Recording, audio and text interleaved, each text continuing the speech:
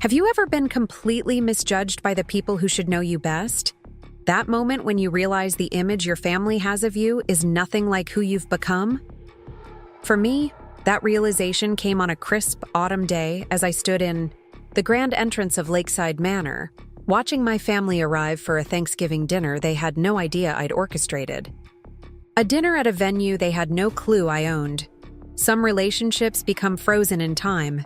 The roles we play as children can follow us well into adulthood, long after we've outgrown them. In my family, I was always Jessica Miller, the dependable, but unremarkable middle child, the one who never caused trouble, the one who always filled in the gaps, the invisible one. From our earliest days in our suburban Boston home, the family dynamic was clear. My older brother Kevin was the achiever, captain of the debate team, Harvard Law, fast-tracked to partner at his prestigious firm. My younger sister Allison was the creative spirit, constantly painting, writing, filling our home with her vibrant energy and imagination. And me? I was just Jess, the sensible one, the one who mediated their arguments, who remembered birthdays, who made sure everyone got along. Jess is so grounded, my mother would tell her friends, in a tone that made it clear grounded was a consolation prize. Not brilliant like Kevin, not talented like Allison, just grounded. I accepted this narrative for years, through high school, where I maintained solid but not spectacular grades, through college, where I studied business administration while Allison was accepted to a prestigious art program and Kevin clerked for a federal judge, through my first job at a marketing firm, where I worked diligently but never quite with the recognition that seemed to come so easily to my siblings. But something changed 6 years ago. I was 28, attending yet another family gathering where I'd been relegated to bringing paper plates and setting up folding chairs while Kevin discussed his latest high-profile case and Allison showed off her gallery submissions. I remember standing in my parents' kitchen, listening to them all laugh in the living room, feeling that familiar ache of invisibility. That night, driving home, I made a decision. If my family couldn't see me, I'd build something they couldn't ignore. I'd had a business idea percolating for years, a premium event space that combined rustic charm with modern amenities. The Boston area had plenty of stuffy ballrooms and weathered barns, but nothing that struck the perfect balance between elegance and warmth. I'd been saving aggressively since college, living modestly while my siblings splurged on downtown apartments and European vacations. What my family saw as characteristic caution was actually purposeful discipline. I had nearly $200,000 saved, enough for a down payment on the perfect property if I could find it. And I did. A historic lakeside estate that had fallen into disrepair 30 minutes outside the city. The elderly owner had let the property languish after his wife died, and now his children were eager to sell. I leveraged my savings, secured a business loan, and became the proud owner of what would become Lakeside Manor. The first year was brutal. I kept my day job, working nights and weekends on renovations. I learned about zoning laws, building codes, vendor relationships, and marketing strategies. I hired contractors, fired contractors, and sometimes became the contractor myself. YouTube tutorials my only guide as I installed wainscoting at 2 a.m. I never told my family. Not at first, anyway. I mentioned I'd invested in some property at a Christmas dinner, but Kevin was discussing a case that had made national news, and the conversation quickly moved on. After a while, the omission became deliberate. A test, perhaps. Would anyone in my family care enough to ask about my life? With genuine interest? Would anyone notice the paint under my fingernails or my exhaustion at family gatherings? They didn't. When Lakeside Manor officially opened 2 years after my purchase, with write-ups in Boston Magazine and bookings already stretching 6 months out, I attended my cousin's baby shower and listened to my mother tell a family friend, "Jessica's still at that marketing company. She's so dependable." By the 4th year, Lakeside Manor had become the most sought-after event venue in the region. We hosted celebrity weddings, corporate retreats, and charity galas. I'd been profiled in entrepreneur magazines and had expanded to a staff of 25. I'd purchased the adjacent property to expand our offerings and was breaking ground on luxury overnight accommodations. And still, my family saw me as the same Jessica, the responsible one who could be counted on to bring the dinner rolls and help wash dishes, the one whose career was steady but unremarkable, the one who was perpetually single because, as my mother often theorized, she's just too practical to fall in love. I could have corrected them at any point, pulled out my phone and shown them articles about Lakeside Manor's success or the industry awards on my office wall, but something held me back. Pride, perhaps. Or the quiet, simmering hope that someone might actually ask me, really ask me, about my life. Then came the text that changed everything. It was early October, and my phone buzzed during a meeting with a client planning a New Year's Eve wedding. I glanced down to see a message from Allison in our family group chat. Planning the best Thanksgiving ever this year. Kevin's hosting at some fancy place called Lakeside Manor. Mom and Dad are so excited. Jess, you're on roll duty as usual. I nearly dropped my phone. Kevin was hosting at Lakeside Manor? My Lakeside Manor? A quick check of my booking system confirmed it. Kevin Miller had reserved our largest private dining room for Thanksgiving dinner with a $5,000 deposit and a note requesting the most premium experience possible. I excused myself from the meeting and called my events director, Charlotte. Charlotte, did you book a Thanksgiving dinner for Kevin Miller? Yes, we did. I know we're usually closed on Thanksgiving, but he was very insistent and offered to pay double the normal rate.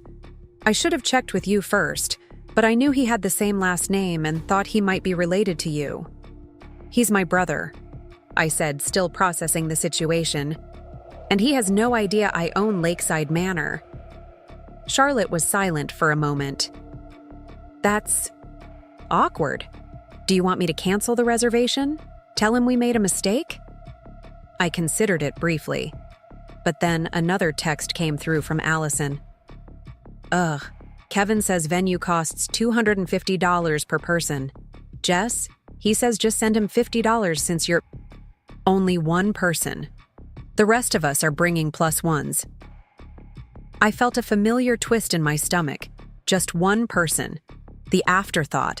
The one who brings rolls and sends her contribution for a venue she owns.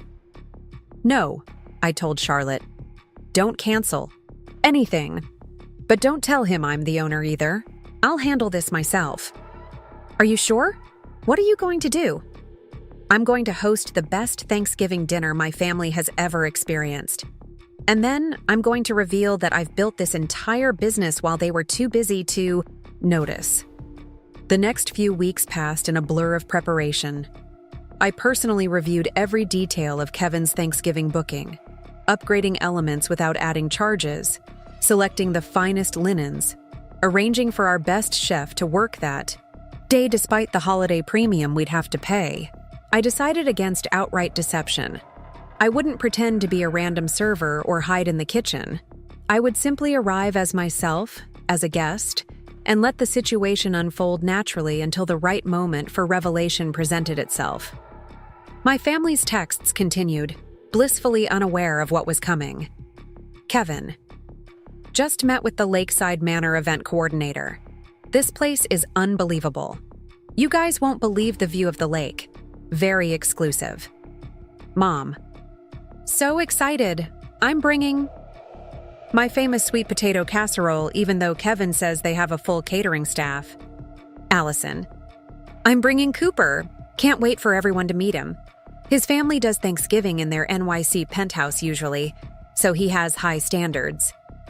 And occasionally, almost as an afterthought, Jess, don't forget the rolls. Maybe those brioche ones from Whole Foods this time? I didn't respond much, letting them assume I was busy with my supposedly mundane life. In reality, I was reviewing the special menu I'd designed to include all our family favorites, elevated to gourmet status.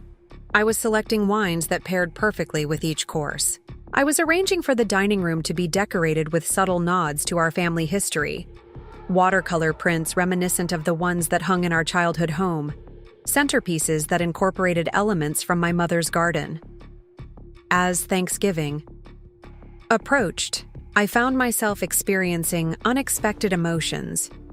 Beneath my anticipation of their surprise was a layer of hurt that had accumulated over years of being overlooked. Was I being petty? Was this elaborate reveal merely an attempt to say, "Look at me," to a family that had never really seen me? Perhaps.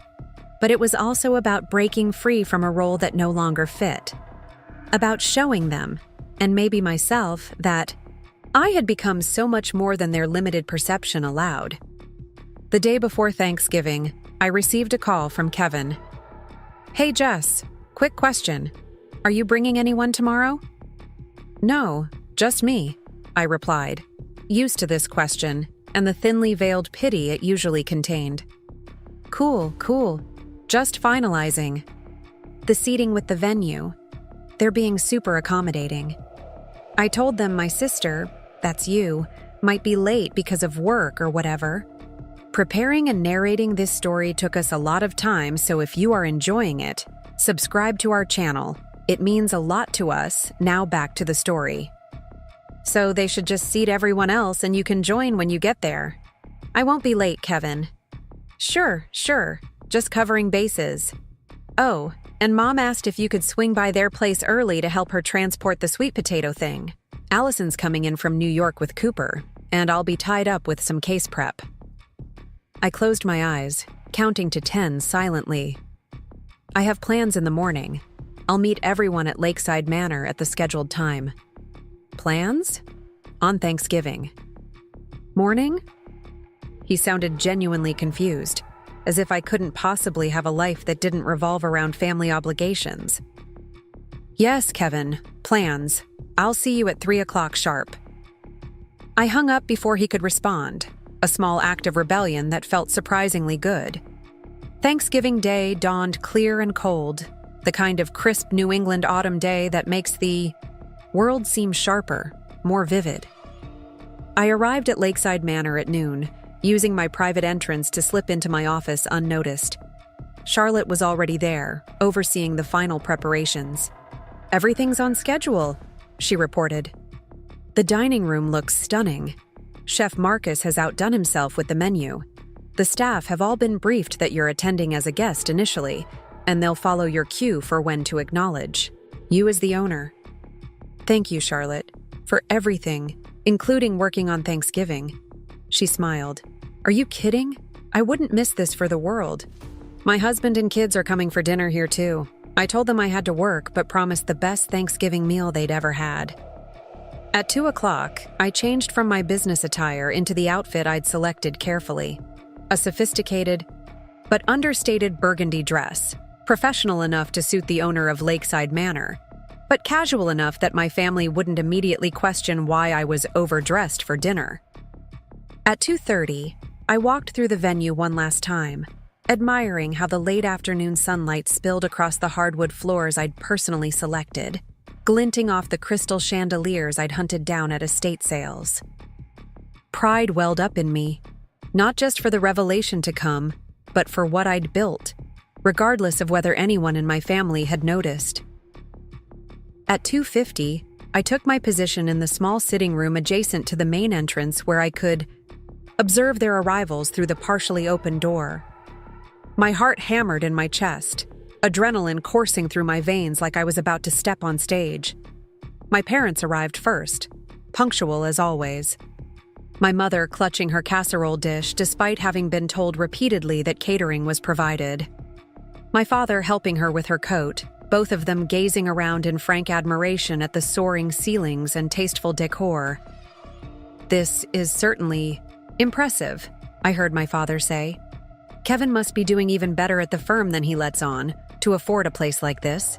Next came Allison with her new boyfriend Cooper, a tall man with fashionable glasses and an air of cultivated sophistication. Allison was gesturing animatedly, clearly in tour guide mode, though she'd never been here before. The event coordinator told Kevin this place is almost impossible to book. They're usually reserved a year in advance for weddings. Apparently, the owner is some kind of hospitality genius. I smiled to myself, savoring the irony of her words.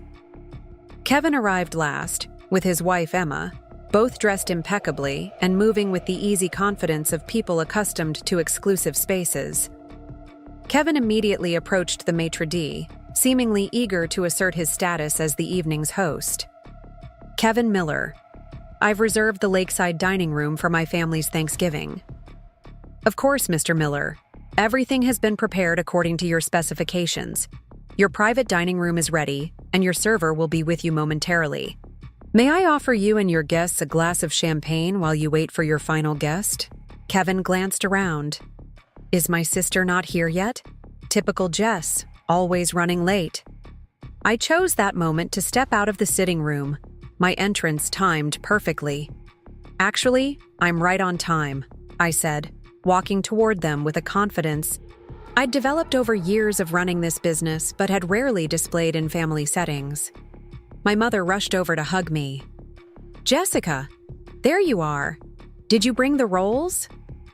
The question was so predictable, so perfectly in character, that I had to stifle a laugh. No, Mom, I didn't bring the rolls. Her face fell in genuine disappointment. Oh, well, I'm sure the venue has bread of some kind. I'm sure they do, I agreed, catching Charlotte's eye across the room. She gave me an encouraging nod. The maitre d' led us to the private dining room, where the table was set with an elegance that even Cooper, with his NYC penthouse Thanksgivings, seemed impressed by. Floor-to-ceiling windows offered a panoramic view of the lake, now reflecting the deep oranges and purples of the setting sun. This is quite the place you've discovered, Kevin, my father said, taking his seat at the table. Must have set you back a pretty penny. Kevin straightened his tie, clearly pleased with himself. Well, I wanted this Thanksgiving to be special. It's worth investing in quality family time. I bit my tongue, waiting for the right moment. Our server appeared with the first course, a butternut squash soup with brown butter and sage. My mother's recipe, refined by Chef Marcus into something extraordinary. As she placed the bowls before us, she turned to me last. Is everything to your satisfaction, Ms. Miller? A subtle question, one that could be interpreted as addressing any of the Millers present. I nodded. Everything looks wonderful. Thank you. My mother took a spoonful of soup and closed her eyes in appreciation. This is delicious. Reminds me of my own recipe, but with something extra I can't quite identify. It's brown butter and a touch of apple brandy, I said automatically. It deepens the flavor. Everyone at the table looked at me curiously. How would you know that? Allison asked. I shrugged. Just a guess. The meal progressed through carefully orchestrated courses, a harvest salad with candied pecans and pomegranate, a palate-cleansing sorbet, and then the main event, a heritage turkey with all the traditional fixings, presented with theatrical flourish by Chef Marcus himself. As Marcus supervised the serving of the main course, he approached our table with professional deference. I hope everything meets your expectations this evening. We've prepared this meal with great attention to detail. It's exceptional, Kevin assured him. Please convey our appreciation to the owner. Marcus's eyes flickered to me for the briefest moment. Perhaps you'd like to do that yourself, sir. The owner is quite particular about ensuring guest satisfaction. The owner is here? On Thanksgiving? Kevin asked, surprised. I believe so. Yes. I felt the moment approaching, tension building in my chest. The reveal I'd been planning for weeks was about to happen. But suddenly, I wasn't sure if I was ready. Would they be happy for me? Embarrassed? Angry that I'd kept this secret? Would this heal the disconnect I'd felt for so long, or widen it irreparably? As these thoughts raced through my mind, my father asked the question that would set everything in motion. Jessica, You've been quiet tonight. How's work going? Still at that marketing firm? The table fell into that particular kind of hush that happens when someone asks a polite but perfunctory question, where the answer is expected to be brief and unremarkable. I looked around at my family, my successful brother, my creative sister, my well-meaning parents, all waiting for me to confirm that nothing significant had changed in my predictable life. I took a deep breath. Actually, Dad, I left that firm about 6 years ago. I paused, feeling everyone's attention sharpen with surprise. I decided to pursue a different path. Really?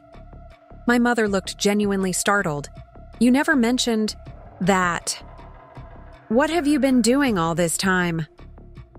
The server refilled my water glass with particular care, a small gesture of support that didn't go unnoticed by Cooper, whose eyes narrowed slightly. I started my own business, I said, my voice steadier than I expected. It's been quite successful, actually. Kevin leaned forward, suddenly interested. What kind of business? Consulting? Hospitality, event venues specifically. Allison laughed. Like you plan parties? Not exactly. I placed my napkin on the table and stood up slowly. I create spaces where people can celebrate the most important moments of their lives. A realization was beginning to dawn on Cooper's face. He glanced around the dining room, then back at me. Wait a minute. I walked to the window, looking out at the property I'd transformed with years of vision and hard work. I'd been saving for years while everyone thought I was just being cautious with money. 6 years ago, I purchased a rundown estate outside Boston. I renovated it room by room, expanded the property, built a business from the ground up. I turned back to face my family, whose expressions ranged from confusion to dawning shock. Welcome to Lakeside Manor, my venue, my vision, my success story that none of you ever bothered to ask about. The silence that followed was absolute. Kevin's mouth actually hung open. My mother's hand flew to her chest. Allison looked from me to the room and back again, connecting dots visibly. My father broke the silence first. You own this place? This entire venue? Yes. But it's enormous. It must be worth several million, yes, I finished for him. We're booked solid for weddings 18 months in advance. We've hosted 3 celebrity events this year alone. Boston Magazine named us the premier event space in New England. And yes, we're normally closed on Thanksgiving so my staff can be with their families, but I made an exception when I saw who had made the reservation. Kevin shook his head in disbelief. Why didn't you say anything when I told you I was booking this place? Would you have believed me if I had? I asked quietly. The question hung in the air, uncomfortable in its honesty. We all knew the answer. Allison pushed her chair back suddenly and stood up. For a terrible moment, I thought she was going to leave. Instead, she walked around the table and wrapped me in a fierce hug. This is incredible, Jess, she whispered. I'm so proud of you, and so sorry I never saw it.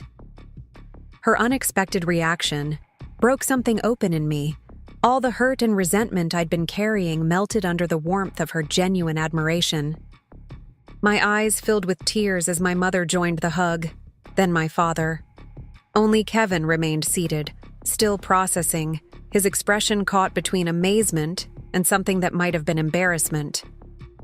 So I just paid my sister thousands of dollars to host Thanksgiving at her own venue? He finally asked, a reluctant smile tugging at his lips. Actually, I said, wiping my eyes and regaining my composure, I comped the room rental, but I did accept your deposit. I'll be donating it to the food bank we partner with. He shook his head, then finally stood to join the family huddle. Unbelievable. My little sister, the secret mogul. As the initial shock wore off, questions poured out. How had I managed the renovation? Who designed the interiors? What celebrities had we hosted? Was that really my soup recipe they'd served? The conversation flowed more naturally than any family gathering I could remember, with me, for once, at the center. Chef Marcus appeared with dessert, an array of pies and seasonal treats presented with artistic flair, and raised a glass in my direction. "To the best boss in the business," he said simply. My family turned to look at me with new eyes as staff members materialized around the room, each raising a glass of their own. "To Ms. Miller," Charlotte said from the doorway, "who created not just a venue, but a family." I felt myself blush as my actual family watched this display of respect and affection from my team. It was perhaps the most powerful part of the revelation. Not just what I'd built, but who I'd become in the process. A leader, a visionary, someone worthy of loyalty and admiration. As dessert concluded and coffee was served, my mother reached across the table to grasp my hand. "I wish you had told us sooner," she said, her eyes still showing traces of tears. "All these years, we thought we knew you." "I wanted to," I admitted, "many times. But the longer I waited, the harder it became. And part of me needed to do this, on my own, to prove to myself that I could." "You've done more than prove yourself," my father said, looking around the magnificent space with new appreciation. "You've outshone us all." Kevin, humbled in a way I'd never seen before, raised his coffee cup. "To Jessica, the quiet overachiever who saved the best surprise for last." As we toasted, I felt something shift inside me, a letting go of the invisible girl I'd been, an embracing of the woman I'd become. The revelation hadn't just been for them, it had been for me too. A declaration that I was done being overlooked, done accepting less than I deserved. After dinner, I gave them a tour of the entire property, the grand ballroom where we hosted weddings, the smaller event spaces for corporate functions, the catering kitchens, and finally, my office, with its wall of awards and press clippings. "Forbes, 40 under 40? Allison read from one framed article. "Jess, this is major." "Hospitality Innovation Award," my father noted from another. "That's my girl." As they absorbed the physical evidence of my success, I watched their perceptions of me transform in real time. The shock had given way to genuine pride, mingled with regret for what they'd missed. Later, as the evening wound down and my staff began the cleanup process, Kevin pulled me aside. "I owe you an apology," he said, uncharacteristically serious. "Not just for tonight, but for a long time. I've been so caught up in my own achievements that I never looked beyond the Jessica I thought I knew." "We all get caught in patterns," I said, finding forgiveness easier than I'd expected. "It wasn't just you." "Still," he insisted, "things are going to be different from now on, starting with Christmas, which I assume you're not hosting at your wildly successful venue." I laughed. "No, Lakeside Manor is closed Christmas Eve through New Year's. I'll just be at my condo in the city." "Your condo? Let me guess. The penthouse of some luxury building I can't afford?" "Something like that," I admitted with a smile. 3 months have passed since that Thanksgiving revelation. The change in my family's perception hasn't been without awkward moments and occasional backsliding into old patterns. But there's been a fundamental shift in how they see me, and perhaps more importantly, in how I see myself in relation to them. My mother calls regularly now, asking detailed questions about the business. My father proudly tells his friends about his entrepreneur daughter. Allison has offered to design a new website for Lakeside Manor, her way of contributing to my success rather than overshadowing it. And Kevin? He's become my most enthusiastic advocate, connecting me with potential clients from his firm and consulting me on his own investment strategies. The competitive dynamic that always simmered between us has transformed into something more collaborative. Last week, we gathered for my birthday, not at Lakeside Manor, but at a small restaurant in the city. For the first time I can remember, the conversation flowed equally among all of us. Each person's life and achievements given space and attention. As we were leaving, my mother hugged me tightly.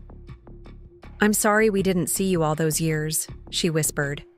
"The real you was there all along, waiting for us to look beyond the roles we assigned." "It wasn't all on you," I told her honestly. "I had to learn to show myself too, not just wait to be discovered." And that's the truth I've come to embrace.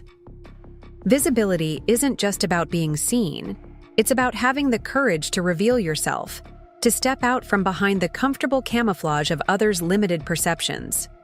Sometimes that means orchestrating a dramatic revelation at a Thanksgiving dinner.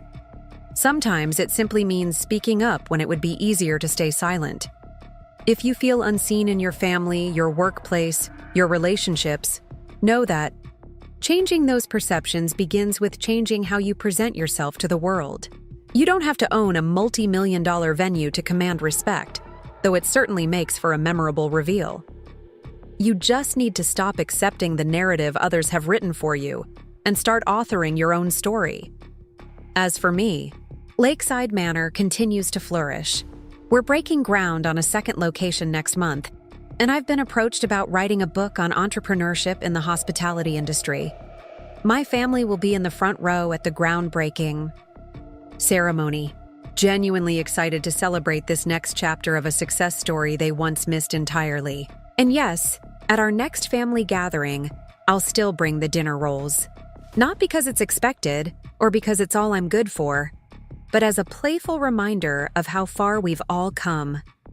They'll be homemade this time, from a recipe I developed myself, simple in appearance but unexpectedly complex in flavor. Just like me. If you enjoyed this story of family transformation, make sure to hit the subscribe button below for more authentic stories of revelation, growth, and the courage to be seen. Share your own experiences in the comments. When have you been underestimated, and how did you change others' perceptions? Remember that every family has its blind spots, and sometimes the greatest gift we can give each other is the chance to see clearly at last. The first year was unlike anything I had anticipated. I had always prided myself on meticulous planning, on knowing what came next.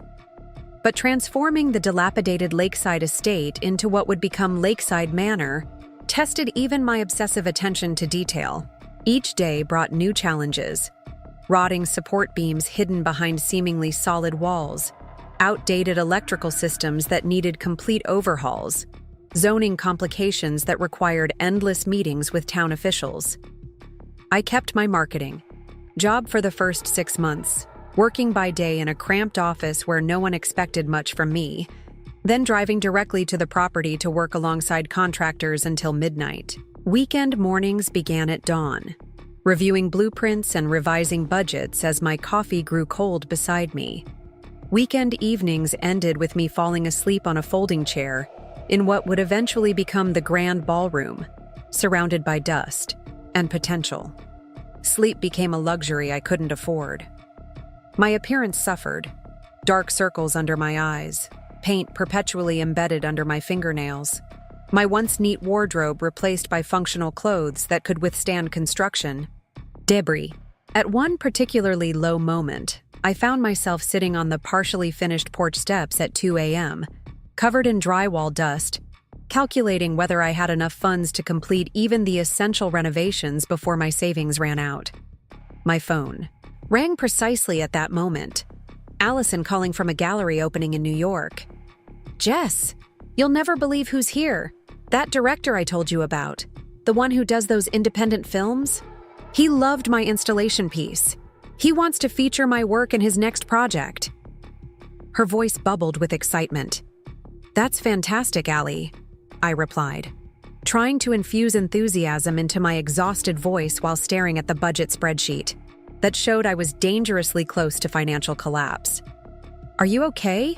You sound weird." "Just tired. Long day at work." "Oh, right. The marketing thing.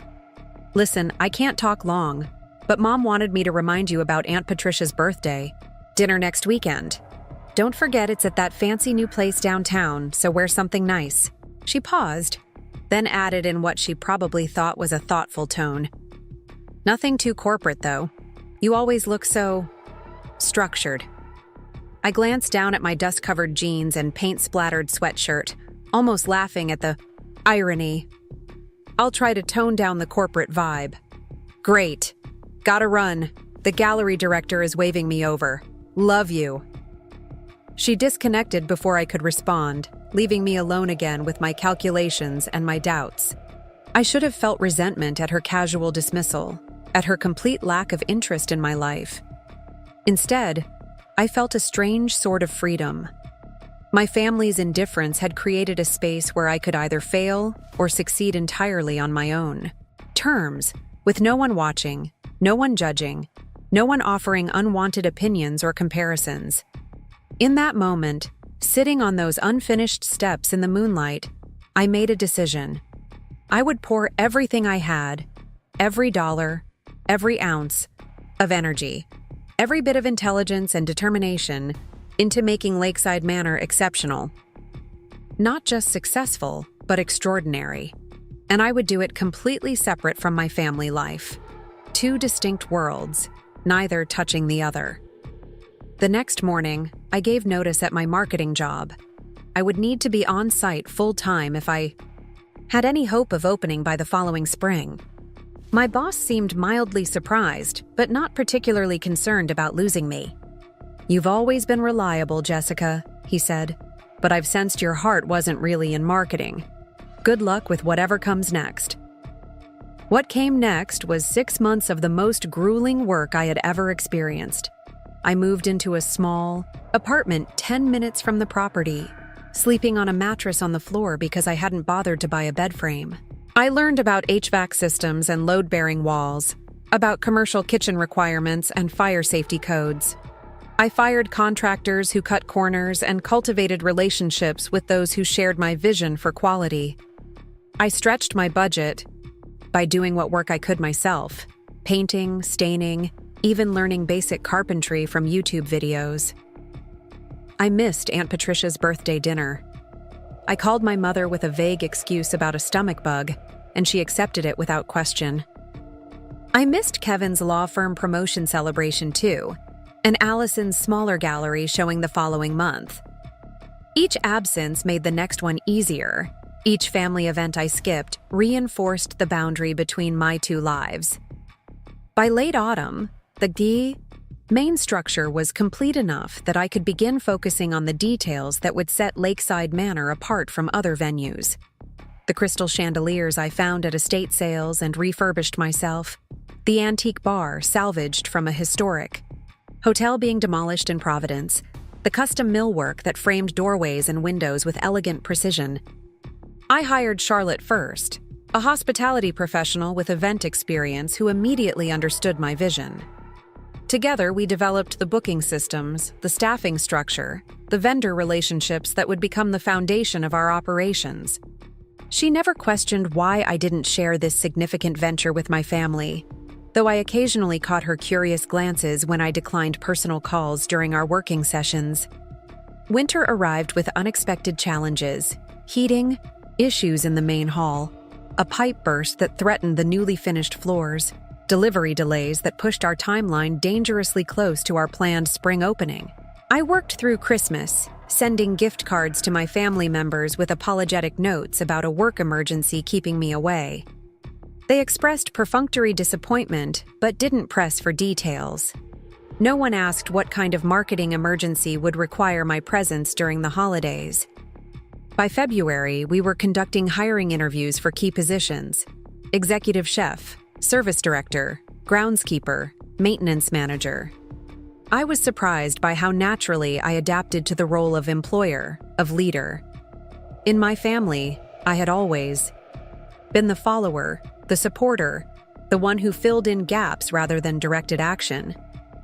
At Lakeside Manor, I discovered a confidence in my vision and decisions that felt both foreign and right. March brought our soft opening, a charity event for a local children's hospital, offered at a steep discount in exchange for the real-world test of our systems and staff.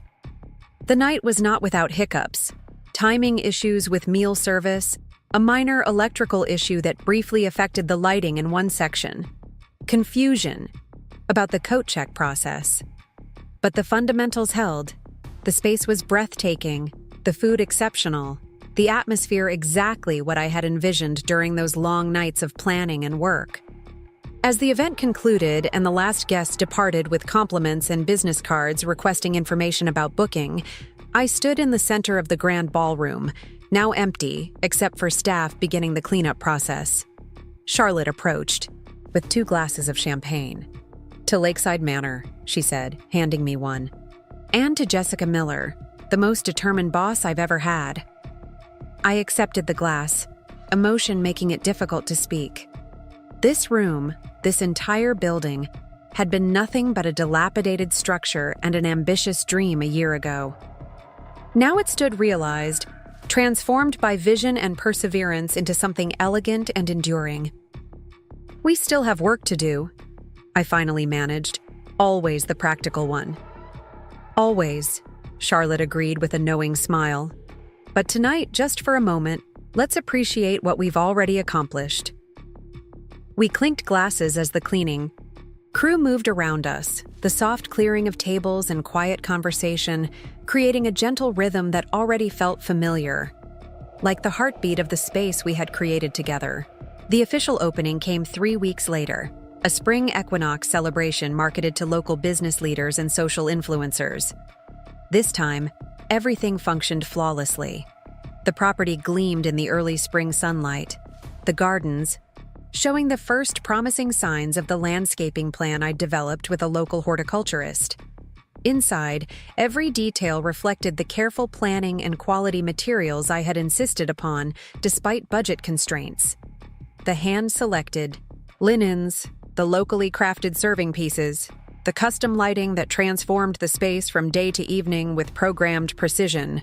The event generated immediate bookings: 3 weddings, a corporate retreat, 2 anniversary celebrations.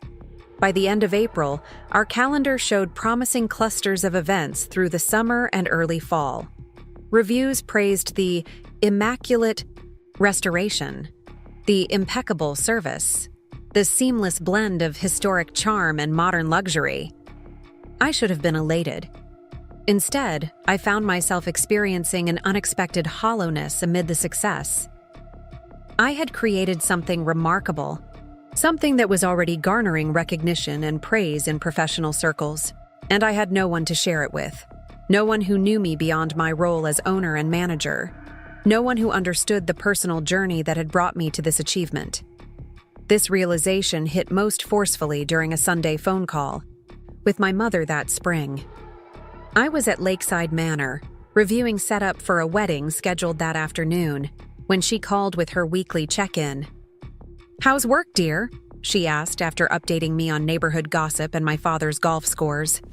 "Busy," I replied truthfully, watching staff arrange white chairs in precise rows for the lakeside ceremony. "Very busy this time of year." "That marketing firm really works you hard," she commented. "But I suppose that's how these corporate places are. Your father says you should look into something with better work-life balance." I almost told her then. The words rose to my lips, an explanation of what I was actually doing, of what I had built, of the success that was already exceeding my most optimistic projections. But before I could speak, she continued. "Oh, before I forget, Kevin just got another promotion, youngest partner in the firm's history. We're having a celebration dinner next Saturday. You'll be there, of course." The moment passed. I murmured appropriate congratulations for Kevin and a vague promise about the dinner, knowing I already had a major wedding scheduled for that evening. As we said our goodbyes, I felt the familiar mixture of resignation and relief. My family's lack of interest in my actual life had created the space for me to build Lakeside Manor without interference or judgment, but it had also created a profound loneliness in the center of my achievement. Summer brought a constant stream of events, each one refining our processes and building our reputation. By July, we were hiring additional staff to keep pace with demand. By August, we were turning away bookings for prime weekend dates through the following year. I expanded my role from hands-on management of daily operations to to more strategic planning, designing marketing campaigns, developing new service offerings, researching potential property expansions. On Labor Day weekend, Charlotte approached me after a particularly successful wedding reception that had gone well into the early morning hours. "You know," she said as we reviewed the event summary in my office, "we've been open less than 6 months, and we're already being mentioned in the same conversations as venues that have been operating for decades. You've created something extraordinary here, Jessica." I nodded, allowing myself a moment of pride. "The team makes it happen. I just had the initial vision." "Speaking of the team," Charlotte continued, unusually hesitant, "we're having a staff appreciation barbecue next Sunday afternoon. Nothing formal, just food and games by the lake. Everyone's bringing family, spouses, kids, parents. I was wondering, will your family be coming? No one's ever met them, and people are curious about the woman behind Lakeside Manor." The question caught me off guard. In all our months of working together, through countless conversations about business and occasional personal discussions, Charlotte had never directly asked about my family's absence from my professional life. "They're not available," I said, after a pause that stretched too long to be comfortable. "Prior commitments." Charlotte studied me with an expression that made it clear she didn't believe this convenient excuse, but was too professional to say so directly. "Of course.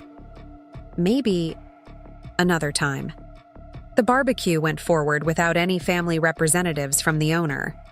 I watched my employees introducing parents and partners to colleagues, children running across the lawns where elegant events were usually staged, the easy integration of personal and professional that I had deliberately denied myself.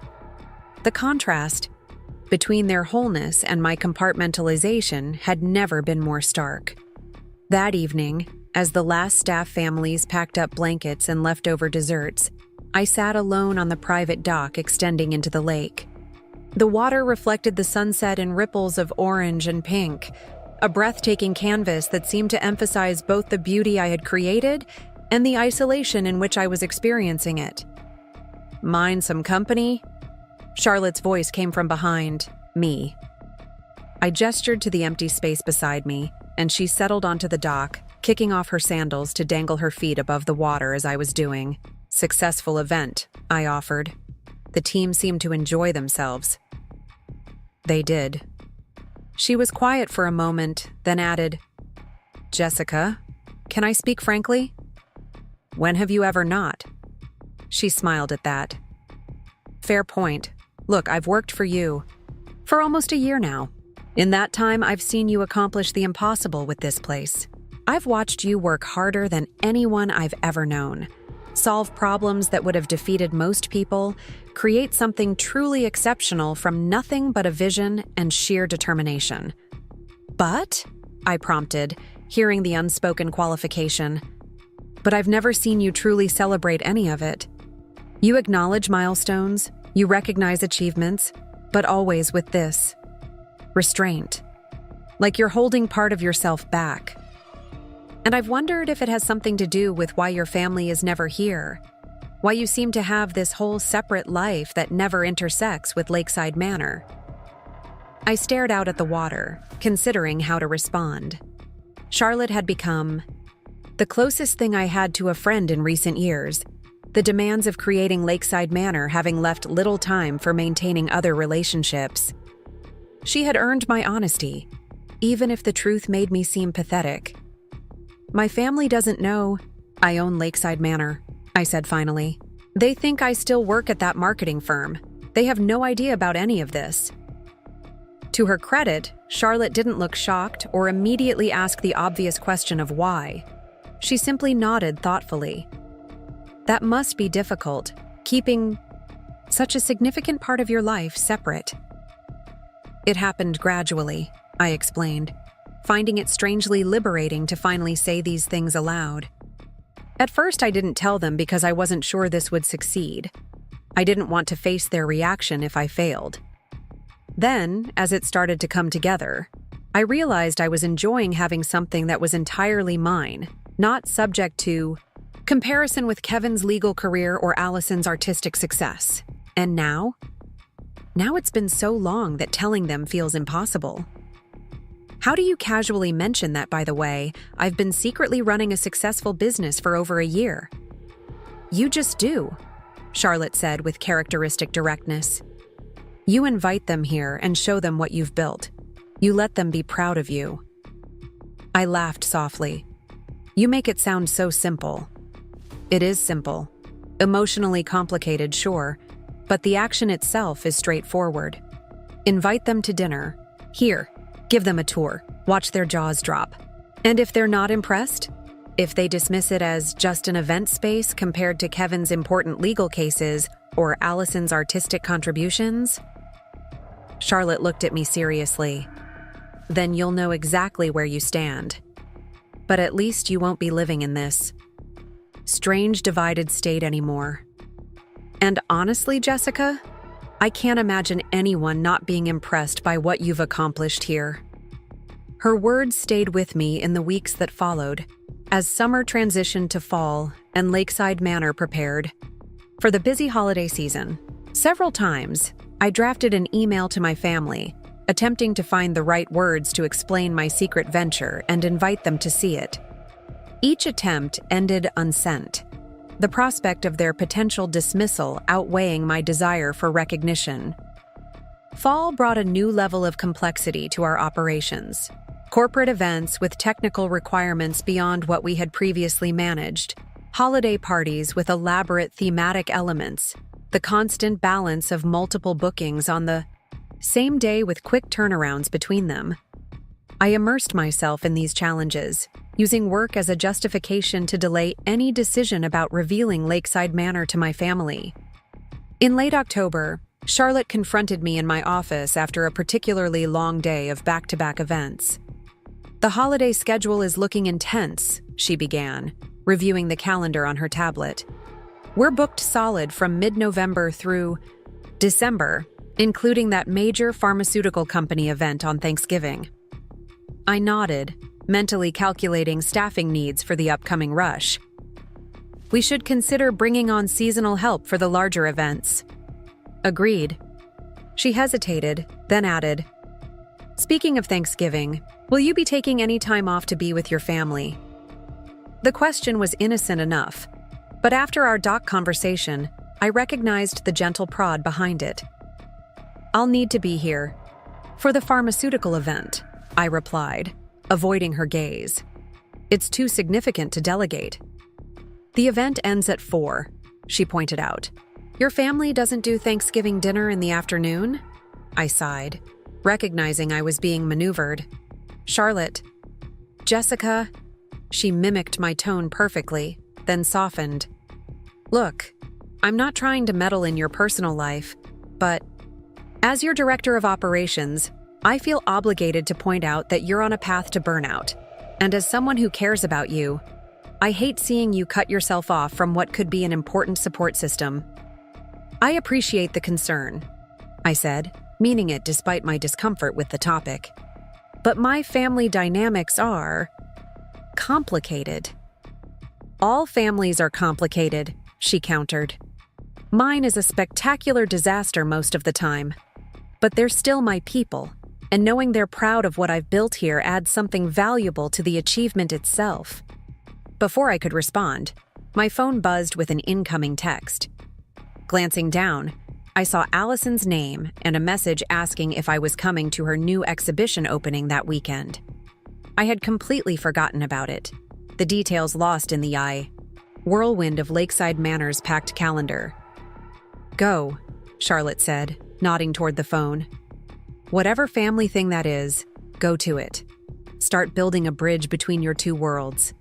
It doesn't have to be the big reveal yet, but at least show up. I hesitated, then typed a quick response to Allison confirming I would attend. Charlotte nodded approvingly and left me with the holiday staffing projections, closing my office door quietly behind her.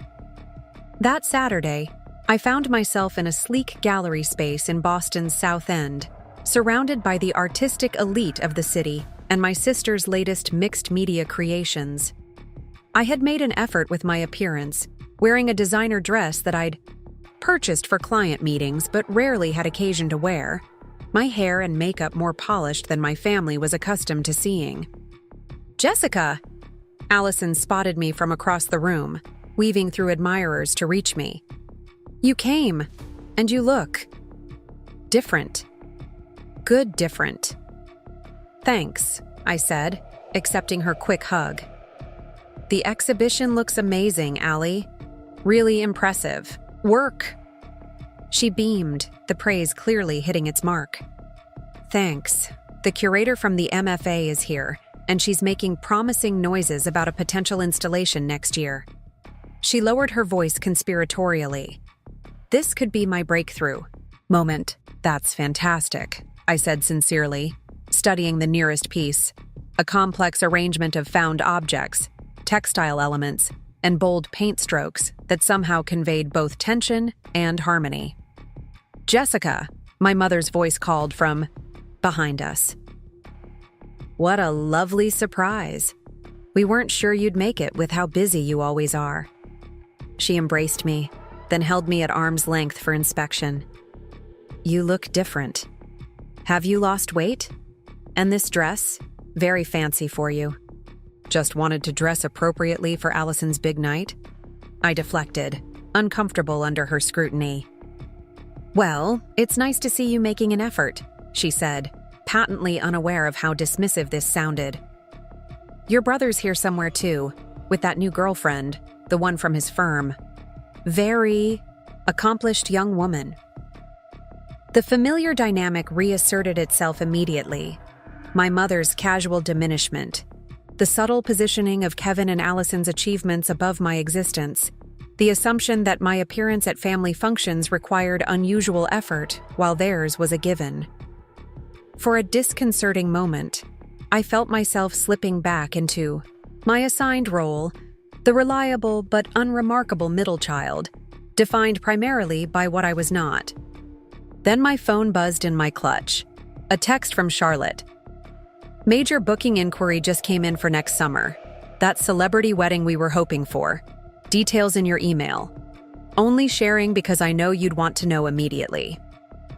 The message anchored me back to my other reality, the one where I was Jessica Miller, owner and creator of the most sought-after event venue in the region, a businesswoman whose vision and determination had built something extraordinary.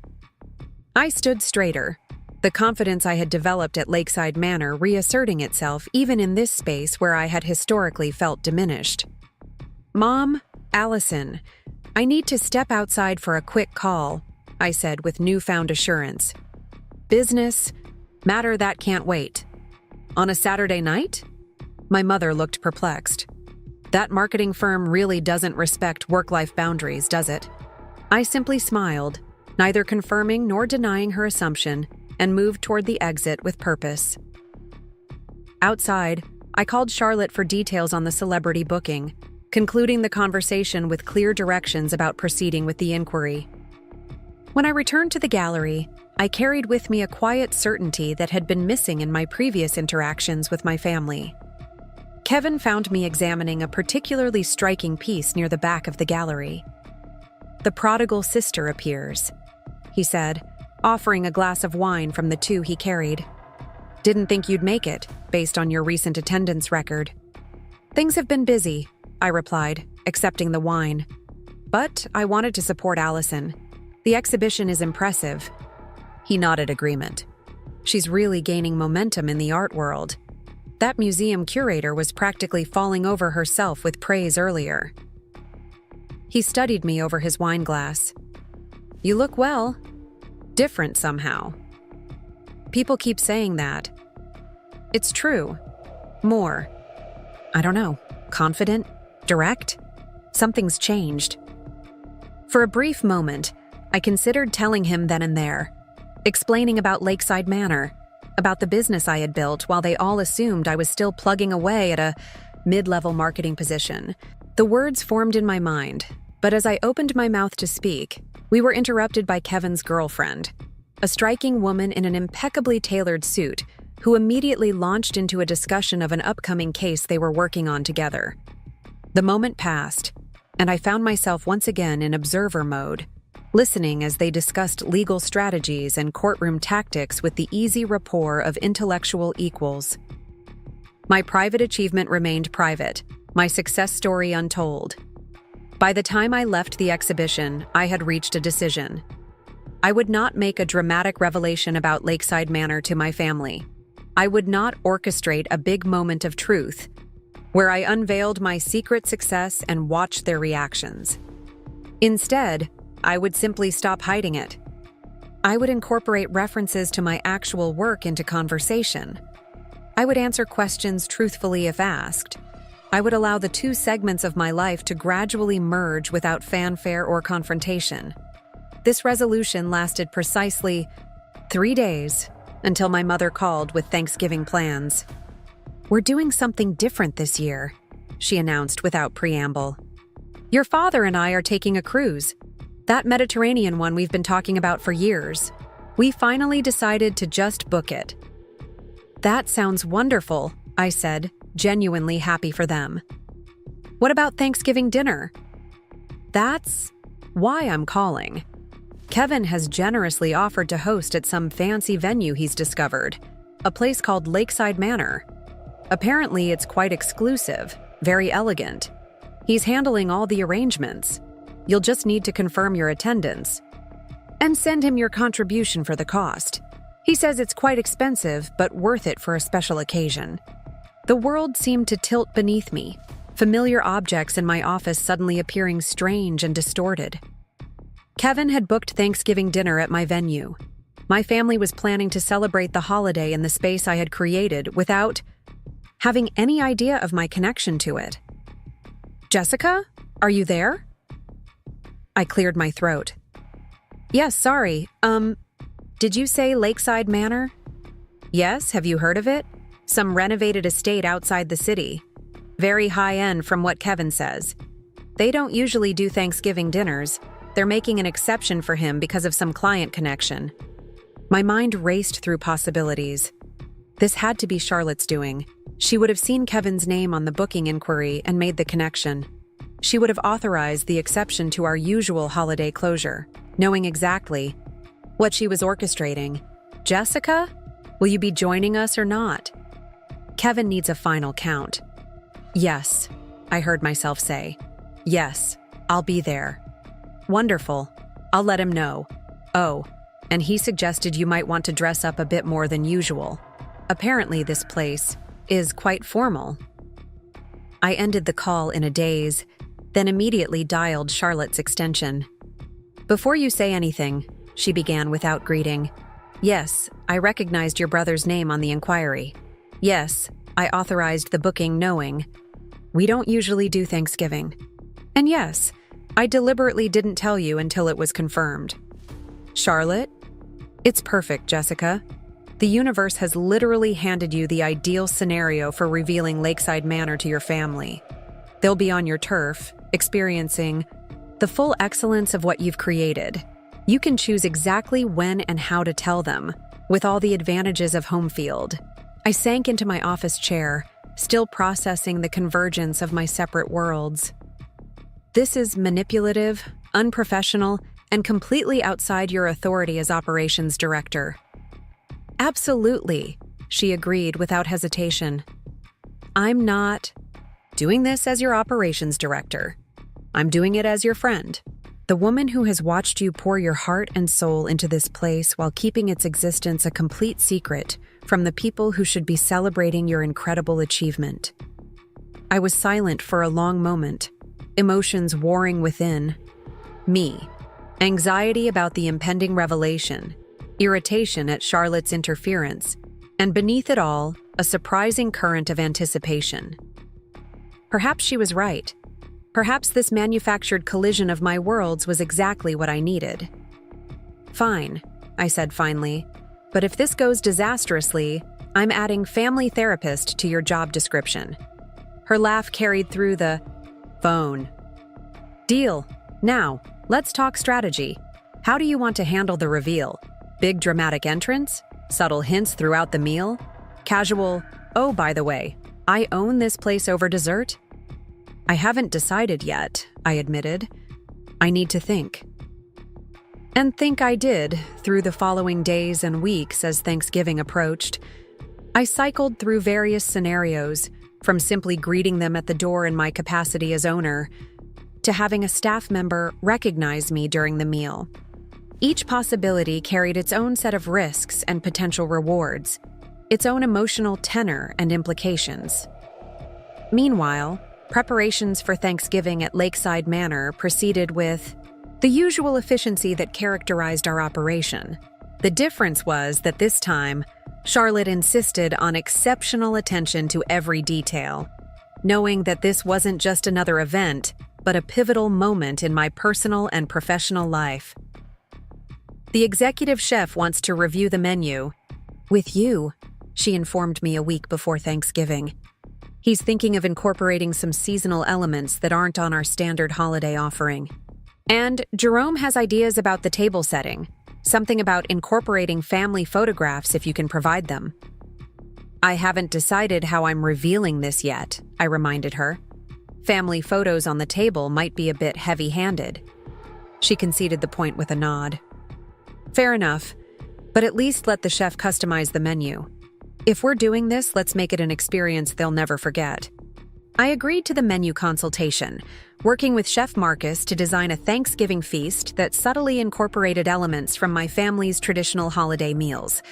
My mother's cranberry relish recipe, refined with a hint of orange liqueur, my father's preference for oyster stuffing elevated with premium ingredients, even my grandmother's pumpkin pie spice blend that I remembered from childhood. The day before Thanksgiving, Charlotte appeared in my office doorway with a garment bag. "What's that?" I asked, looking up from the security protocol review I was conducting for an upcoming politician's visit. "Options," she said, hanging the bag on my coat rack. "For tomorrow, I took the liberty of having Marissa pull some selections from that boutique you like. Something that says, successful business owner who just happens to also be attending a family dinner at her own exclusive venue." I raised an eyebrow. That's a very specific dress code. It's a very specific situation. She paused, her usual brisk efficiency softening into something more concerned. "How are you feeling about tomorrow? Honestly?" I considered the question carefully. Nervous, excited, resentful that it's necessary, hopeful that it might change things, terrified that it won't. I shrugged. The full emotional spectrum? Basically. "That's healthy," she assured me. "This is a big moment. It would be weird if you weren't feeling all those things." "What if they don't care?" I asked, voicing the fear that had been growing as Thanksgiving approached. "What if I reveal that I've created this successful business, this beautiful space, and they just acknowledge it politely and move on to talking about Kevin's latest case or Allison's gallery prospects?" Charlotte considered this. "Then you'll know exactly where you stand, and you can decide what kind of relationship you want with them going forward, with all the information rather than your assumptions." "But Jessica?" She waited until I met her gaze directly. "I've seen how people react when they experience Lakeside Manor for the first time. The awe, the appreciation for what's been created here. Your family might surprise you." Thanksgiving Day dawned clear and cold, the kind of crisp, late autumn day that showcased Lakeside Manor's grounds at their most picturesque. The lake reflecting the clear blue sky, the remaining fall foliage providing splashes of color among the evergreens, the restored buildings standing in elegant contrast to the natural beauty surrounding them. I arrived at 6 that morning, hours before the small crew scheduled to work the holiday event would appear. In the quiet of the empty venue, I walked through each space, seeing it through imagined eyes. How my father might appreciate the craftsmanship of the restored woodwork, how my mother might notice the thoughtful floral arrangements, how Allison might respond to the artistic elements incorporated throughout the design, how Kevin might evaluate the obvious success represented by such a prestigious property.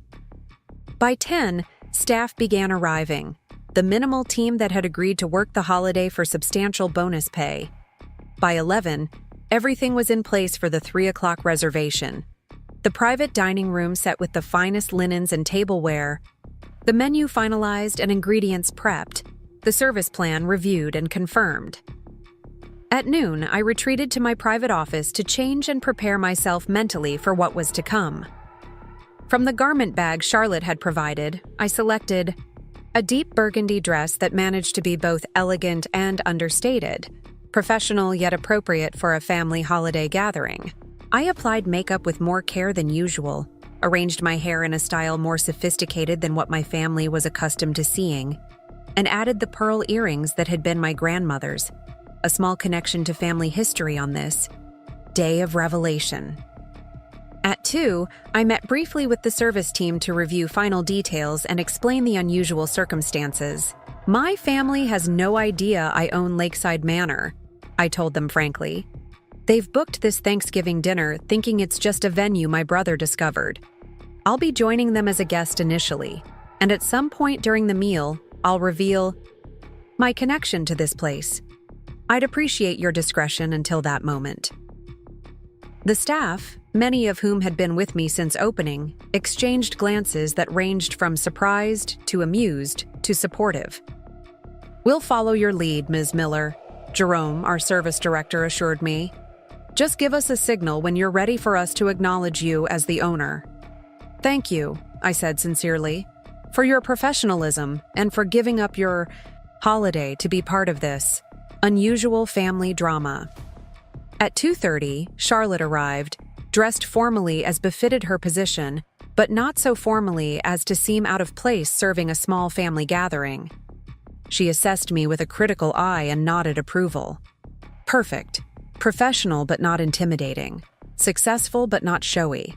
You look exactly like what you are, a woman who built something remarkable through vision and determination. Now I just need to feel like that woman when they arrive," I said, anxiety beginning to build as the moment approached. "You are that woman," Charlotte said firmly, regardless of their reaction. "Remember that." At 5 minutes to 3, I positioned myself in the small sitting room adjacent to the main entrance. Door cracked just enough to observe arrivals without being immediately visible. My heart hammered against my ribs, my mouth dry with anticipation and fear. Kevin and his girlfriend Emma arrived first, precisely at 3 o'clock. I watched through the narrow opening as Jerome greeted them with professional warmth. "Welcome to Lakeside Manor, Mr. Miller. Your private dining room is prepared as requested. May I offer you a glass of champagne while we await the rest of your party?" Kevin nodded approval, clearly pleased with the reception.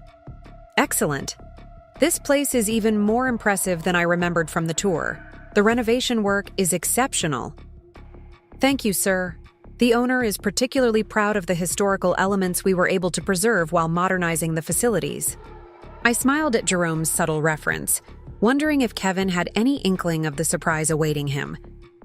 Allison arrived next with her latest boyfriend, a filmmaker named Tyler who sported the requisite artistic beard and vintage eyeglasses.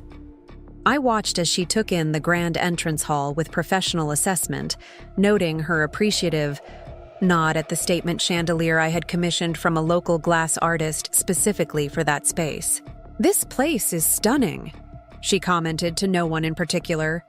"Whoever designed it has a remarkable eye for proportion and detail." Another small victory that Jerome acknowledged with the barest glance toward my hiding spot. By 3:15, my parents had arrived as well, completing our small family gathering. I watched as they were escorted to the private dining room, champagne glasses in hand, exclaiming over the view of the lake from the floor-to-ceiling windows and the elegant table setting prepared for their celebration. I stood in the hallway, outside the private dining room, listening to the quiet murmur of my family's voices as they settled in. My heart hammered against my ribs with such force I was certain it must be audible. Charlotte appeared at my elbow, her presence calm and grounding. "Everything is perfect," she said softly. "Chef Marcus is putting the finishing touches on the first course. The wine is being decanted. Jerome has briefed the service staff. Whenever you're ready." I nodded, unable to form words through the tightness in my throat. "Remember," she added, "regardless of how they react, what you've built here is extraordinary. That doesn't change based on their recognition or lack thereof." With one final reassuring squeeze of my arm, she disappeared down the hallway, leaving me alone with my churning thoughts. I had planned and rehearsed various scenarios for this revelation. But now that the moment had arrived, all my carefully crafted speeches evaporated from memory. Taking a deep breath, I smoothed the fabric of my burgundy dress and checked my reflection in a nearby decorative mirror. The woman who stared back at me seemed like a stranger, confident, polished, professional in a way I had never appeared at family gatherings. This version of Jessica Miller belonged to Lakeside Manor, not to the Miller family Thanksgiving table. For the first time, I wondered if my family would even recognize me. "You can do this," I whispered to my reflection. Then, squaring my shoulders, I pushed open the door. The private dining room looked magnificent. Late afternoon sunlight poured through the floor-to-ceiling windows, catching the crystal glassware and silver serving pieces arranged on the damask tablecloth. The centerpiece, an artful arrangement of seasonal flowers, fruits, and autumn leaves, created a focal point without obstructing conversation. A fire crackled in the stone fireplace at one end of the room, casting a warm glow that complemented the natural light. My family turned as one at the sound of the door opening. 4 pairs of eyes registered first recognition, then surprise, not at who I was, but at how I appeared. "Jessica." My mother was the first to speak. "You look. Goodness, you look. So different." "Very elegant," my father added, clearly taken aback by my transformation. Kevin rose halfway from his chair, an uncharacteristic uncertainty in his expression. "We thought you might be running late as usual." "I'm perfectly on time," I replied, finding my voice at last. "Happy Thanksgiving, everyone." I moved to the empty chair they had left for me, noting with a flicker of amusement that it was at the foot of the table, the least prominent position, as always. Kevin naturally occupied the head, with my parents and Allison arranged on either side. If they only knew whose table they were actually sitting at. "This place is extraordinary," Allison said as I took my seat. "I was just telling everyone the interior design is impeccable. Whoever did it has a real understanding of how to balance historical elements with contemporary functionality." "Thank you," I said automatically. "Why are you thanking me?" Allison laughed. "I was complimenting the designer, not you." The perfect opening had presented itself, yet I hesitated, the words catching in my throat. Before I could respond, Jerome entered with the first course, a butternut squash soup with brown butter and sage, served in antique china bowls I had personally selected from an estate sale in Newport. "Your first course," he announced with professional flair. Chef's special butternut bisque with brown butter, sage, and a touch of apple brandy. As he placed the bowls before each person, he came to me last, his eyes meeting mine briefly with a question. I gave a small shake of my head. Not yet. He nodded almost imperceptibly and withdrew. "This soup is divine," my mother exclaimed after her first spoonful. "It reminds me of my own recipe, but with something extra I can't quite place." "Apple brandy," I said. "It deepens the flavor profile while adding a subtle warmth." Kevin looked at me curiously. "Since when did you become a culinary expert?" "I've picked up a few things over the years," I replied vaguely. "Well, your brother chose an exceptional venue," my father said, looking around appreciatively. "Must have set you back quite a bit, Kevin." Kevin straightened his tie, clearly pleased with the impression the venue was making. "It's worth the investment for a special family occasion. The place has only been open about 18 months, but it's already the most sought-after event space in the region. My firm had a corporate retreat here last summer, and I knew immediately it would be perfect for Thanksgiving." How did you manage to book it? Allison's boyfriend Tyler asked. I have a filmmaker friend who tried to schedule a wrap party here and was told they were booked solid through next year. Kevin smiled. With the satisfaction of someone who had pulled off a coup. Professional connections. The owner made an exception for us. I nearly choked on my soup, covering the reaction with a sip of water. The owner had indeed made an exception, though not for the reason Kevin believed. As the soup course concluded, and Jerome returned with servers to clear the dishes, I felt my window of opportunity narrowing. I should say something now, before the main course arrived. But the words remained stubbornly lodged in my throat, the fear of their reaction, or worse, their indifference, keeping me silent. The salad course appeared, local greens with candied pecans, pomegranate seeds, and a champagne vinaigrette. The conversation flowed around me, touching on Kevin's recent legal victory, Allison's upcoming exhibition in New York, my parents' cruise plans for after the holiday. No one asked about my work or life, and I offered nothing, watching in a state of suspended animation as this familiar family dynamic played out in the unfamiliar setting of my own creation. As the salad plates were cleared, my mother turned to me with what seemed like a belated realization that I had barely spoken. And, how are you, Jessica? Still keeping busy at that marketing firm? Here it was, another perfect opening.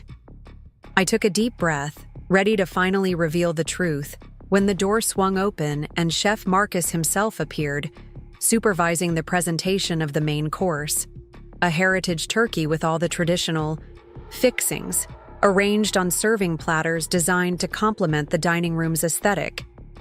Your Thanksgiving feast, he announced with appropriate ceremony.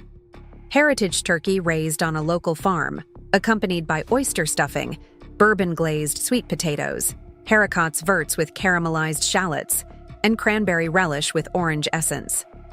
The bread basket contains house-made rolls, cranberry walnut, bread, and rosemary focaccia.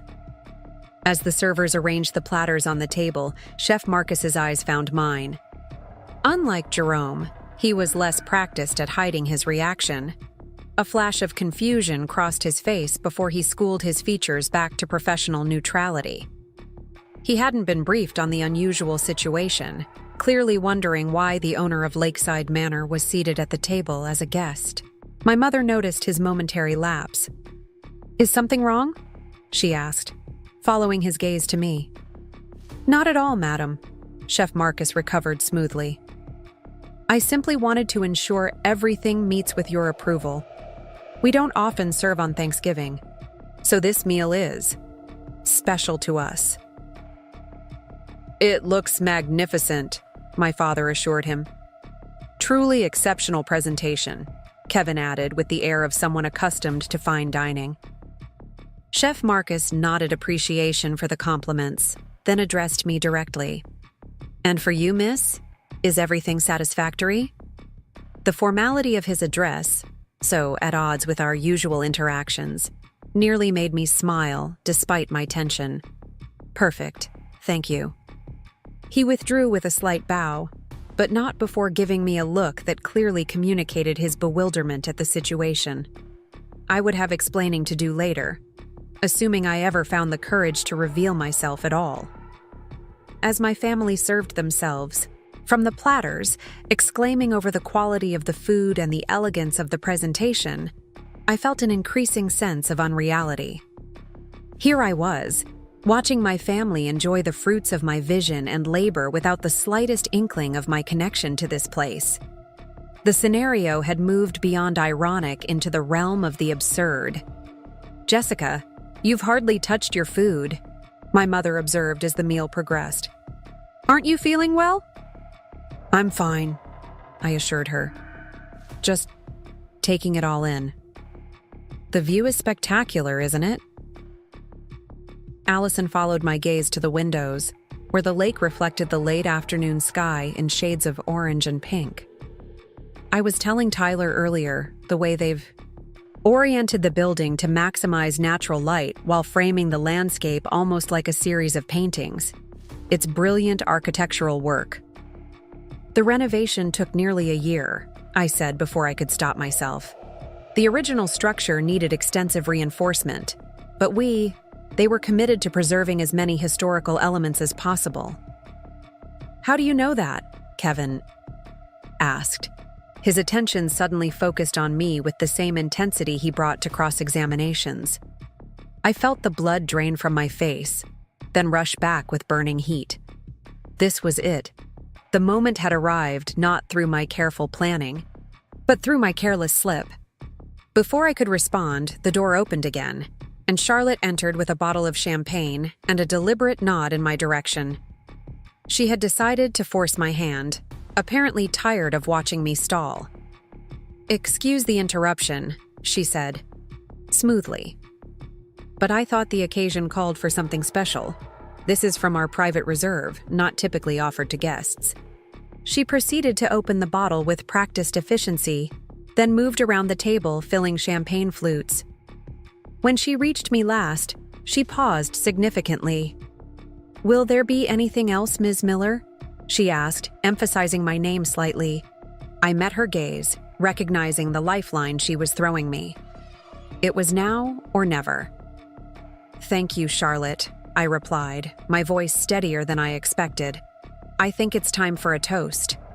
Standing with the champagne flute in my hand, I looked around at my family's puzzled faces, confusion beginning to dawn as they registered the unusual deference Charlotte had shown me.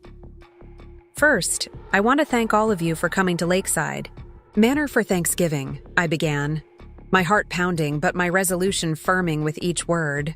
"It means more than you can know to have you here. This place is very special to me." "Because Kevin chose it?" my mother asked, clearly not understanding. "No," I said, taking a deep breath. "Because I created it."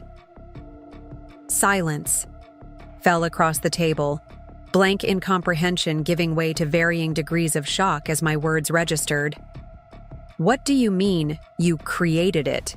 Kevin finally asked, his legal mind requiring precise definitions. "I mean exactly that," I said, gaining confidence as the truth finally emerged. "I purchased this property 3 years ago when it was little more than a dilapidated estate heading for demolition. I developed the renovation plans, secured the financing, oversaw the construction, hired the staff, and built this business from nothing. Lakeside Manor is mine. I own it. I designed it. I run it." The silence that followed this declaration was absolute. My family stared at me as if I had suddenly started speaking a foreign language, their expressions cycling through confusion, disbelief, and dawning realization. "But you work at that marketing firm," my mother finally said, as if this fact alone disproved my claim. "I left that job 2.5 years ago," I corrected gently. "I've mentioned my career change several times, but no one ever asked for details." "You said you were exploring new opportunities," my father recalled, his brow furrowed. "We assumed you meant another marketing position." "Wait," Allison interrupted, looking around the dining room with new eyes. "You're saying you own this entire venue? This isn't just some side project or investment?" "I own it completely," I confirmed. "Every aspect of what you've been admiring. The architecture, the interior design, the landscape planning, the service model. I was involved in all of it. This is my vision, brought to life." Kevin, who had been uncharacteristically silent, finally spoke. "So when I called to book Thanksgiving dinner, your request came across my desk," I finished for him. "I recognized your name immediately. And you didn't say anything?" He looked genuinely perplexed. "You let me pay a substantial deposit to have Thanksgiving at your own venue?" "I've already arranged for that deposit to be donated to the food bank we partner with," I assured him. But yes, I decided to let the booking stand without revealing my connection. I wanted you all to experience Lakeside Manor without preconceptions, to see what I've built through unbiased eyes. But why keep it secret in the first place? My father asked, his practical nature focusing on the most fundamental question. Why not tell us when you purchased the property or when you opened? For business? This was the hardest part to articulate, the emotional core of my decision that I had barely acknowledged to myself, let alone prepared to explain to others. I set down my champagne flute, kneading both hands free as I formulated my response. At first, it was because I wasn't sure I would succeed, I began slowly. The project was enormously ambitious, and I didn't want to face questions or doubts when I was already questioning myself. Then, as it started coming together, I realized I was enjoying having something that was completely mine, not subject to comparison or family dynamics or expectations. Something I had created entirely on my own terms. I paused, gathering courage for the most difficult admission. And if I'm being completely honest, part of me was waiting to see if any of you would actually ask about my life. Really ask, with genuine interest. When that didn't happen, the secret became a test of sorts. A way of measuring whether I registered enough in your awareness to notice such a significant change. The hurt in my mother's eyes made me regret the harshness of this truth. But it was too late to retract it. That's not fair, Jessica, she said quietly. We've always cared about your life. We ask about your work at every family gathering. You ask if I'm still at that marketing firm, I corrected gently. That's not the same as asking about my life or work with real interest. When was the last time anyone asked what I was passionate about? What challenges I was facing?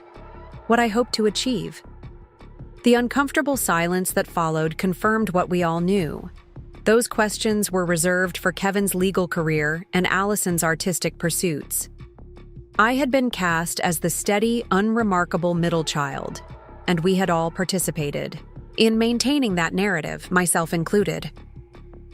I don't say this to assign blame, I continued, softening my tone.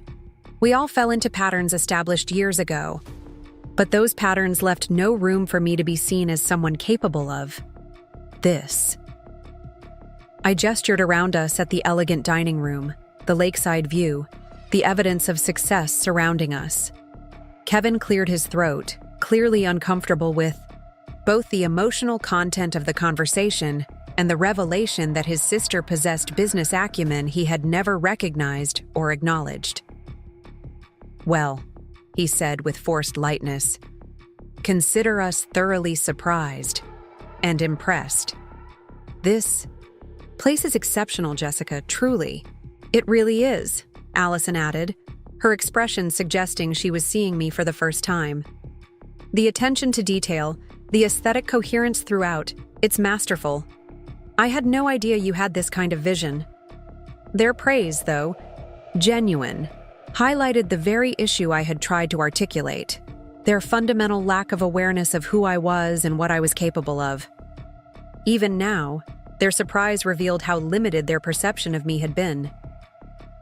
Thank you, I said simply, deciding to accept the compliments at face value rather than dwelling on their implications. It's been the most challenging and rewarding work of my life. My mother, still processing, looked around with new eyes. All those times you couldn't make family events because of work emergencies. I was here, I confirmed. Managing events, solving crises, building this business. And when you said you couldn't host Christmas last year because your apartment was being renovated, I was actually overseeing a major event here, a holiday gala for the governor and state officials. I worked until 3 a.m. on Christmas Eve. My father, who had been quietly observing, finally spoke. I want to see it all, he said decisively. The whole operation. If this is what you've built, Jessica, I want to understand it properly. His request, straightforward, practical, and sincere, touched me more deeply than the others' belated praise. It represented a genuine desire to know this part of my life that had been hidden from them. Of course, I agreed. After dinner, I'll give you the complete tour. As if on cue, the door opened and Jerome appeared. Shall we proceed with dessert? Ms. Miller? he asked, the formal Ms. Miller now explicitly acknowledging my position. Yes, thank you, Jerome, I replied with newfound ease. And please extend my compliments to Chef Marcus for the main course. It was exceptional. He'll be pleased to hear it, from you especially, Jerome added with a slight smile before withdrawing. The dynamic in the room had shifted palpably. My family watched this interaction with varying expressions of adjustment, seeing me addressed with the deference accorded to the owner, observing my comfortable authority in this environment so different from the family contexts where they were accustomed to seeing me. As dessert was served, pumpkin pie made with my grandmother's spice blend, accompanied by house-made cinnamon ice cream, conversation gradually resumed. But the tenor had changed fundamentally. Questions were now directed to me about the business, the renovation process, the challenges of building a successful venue from scratch. For perhaps the first time in our adult lives, I found myself at the center of family attention, not because of a crisis to mediate, but because of an achievement to explain. How did you finance the initial purchase? My father asked, his banking background emerging in his practical questions. This property must have required substantial capital. I'd been saving aggressively since college, I explained. Living well below my means, investing carefully. That provided the down payment. The rest was a business loan backed by a detailed business plan that projected break-even within 2 years. And did you achieve that target? Kevin asked with professional interest. We reached break-even in 18 months, I replied, unable to keep a note of pride from my voice. We've been operating at a profit for over a year now, with all revenue, beyond operating costs being reinvested in expansion plans. Expansion? Allison echoed. You're planning to grow beyond this location? I nodded. We've purchased adjacent property for luxury overnight accommodations, a logical extension of our event services, and I'm evaluating potential locations for a second venue in the Newport area, focusing on the destination wedding market. My mother shook her head in apparent amazement. I just can't believe you've done all this without saying a word. Built this beautiful place, created this successful business. And we thought you were still writing marketing copy in some office downtown. I tried to tell you, I said gently. Several times, actually. But the conversations always shifted to other topics before I could fully explain. I remember you mentioning some new business venture last Christmas, Kevin acknowledged. But then Dad started talking about my Williams case, and the subject changed. And I recall you saying something about property investment at Aunt Patricia's birthday, Allison added. But everyone was focused on my New York gallery opening. These recollections, evidence that I had indeed attempted to share my life, only to be sidelined by family patterns, created a moment of collective recognition. We had all contributed to the communication failures that led to this dramatic revelation. Well, my father said decisively, we're listening now. And I, for one, want to understand everything about what you've built here. No more topics changing. No more assumptions about your career. This is remarkable, Jessica, and deserves our full attention. As dessert concluded, I stood and gestured toward the door. Shall we begin that tour then? There's much more to Lakeside Manor than this. Dining room. What followed was among the most surreal experiences of my life, guiding my family through the venue I had created, explaining design decisions and operational systems, introducing key staff members, sharing the journey from dilapidated estate to premier event destination. I watched their expressions transform from polite interest to genuine amazement as the scale and quality of what I had built became apparent. In the grand ballroom, with its soaring ceilings and crystal chandeliers, my mother actually gasped. Jessica, this is magnificent. I had no idea you had this kind of vision. In the commercial kitchens, where Chef Marcus was supervising cleanup, my father engaged him in detailed questions about equipment specifications and operational efficiency. My daughter designed this layout, he confirmed, unable to keep the surprise from his voice. In the administrative wing, Charlotte proudly showed off the booking systems and marketing materials that had established Lakeside Manor's brand in the competitive event market. Jessica developed our entire business model, she informed them, with obvious loyalty. She identified a gap in the market for venues that combine historical character with modern amenities and flawless service. At each stop on the tour, I watched my family recalibrating their understanding of me. Their assumptions about my capabilities, interests, and achievements confronted by the tangible evidence of what I had created. Their reactions ranged from Kevin's professional assessment of the business model to Allison's artistic appreciation of the design elements to my parents' growing pride as they began to grasp the magnitude of what their middle child had accomplished in secret. The tour concluded in my private office, a space that perfectly reflected the blend of practicality and elegance that characterized Lakeside Manor itself. One wall was dedicated to the business aspects: architectural plans, schedules, financial projections.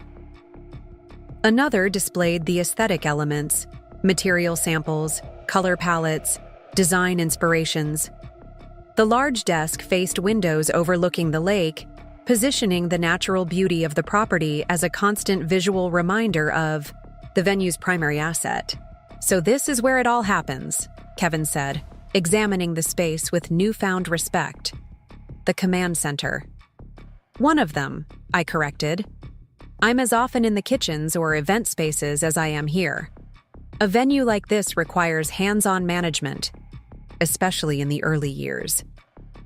My mother had gravitated to a framed article on the wall, a feature from Boston Magazine naming Lakeside Manor the premier event destination in New England, barely 6 months after opening. Visionary owner Jessica Miller has transformed a neglected historical property into the region's most sought-after venue, she read aloud. Combining impeccable taste with operational excellence, Miller has created an experience that raises the standard for event venues throughout New England. She turned to me with tears in her eyes. "Jessica, this is extraordinary. Why wouldn't you want us to know about this kind of recognition?" The question was genuine, her confusion evident.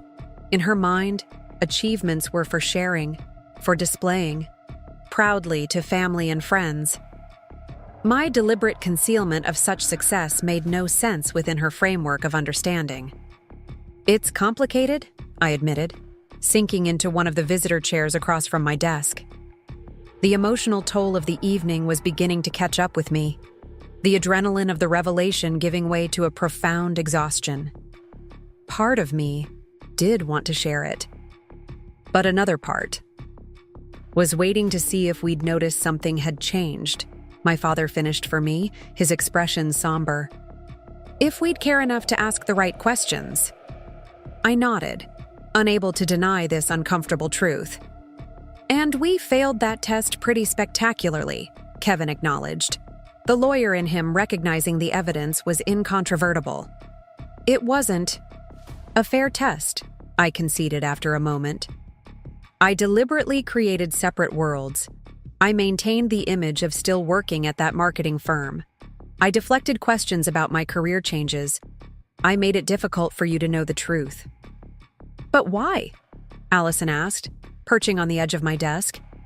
"Were you afraid we wouldn't support your venture? That we'd discourage you?" I considered her question carefully, wanting to be honest without being unnecessarily hurtful. "Not exactly. Discourage.